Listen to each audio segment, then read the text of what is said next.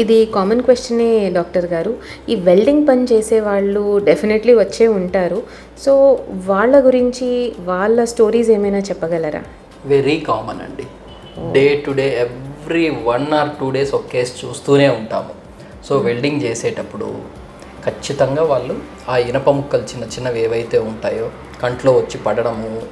So one more thing, మామూలు వానికి పడితే టక్కున డాక్టర్ దగ్గరికి వచ్చి చూపిస్తాడు. వీళ్ళకి ఇది రెగ్యులర్ కాబట్టి ఒక రోజులో పోతుందిలే, 2 రోజుల్లో పోతుందిలే అని కొన్నిసార్లు చిన్న చిన్నవి వెళ్ళిపోతాయి, బట్ కొన్ని అక్కడే అంటుకుపోతాయి అన్నమాట. కొంచెం డీప్గా కూడా పోయేసి నల్లగుడ్డు మీదనో పక్కన్నో అవి.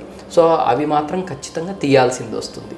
సో మేము తీసేటప్పుడు ఖచ్చితంగా అంతో ఎంతో మచ్చ కూడా మిగిలిపోయే అవకాశం ఉంటుంది.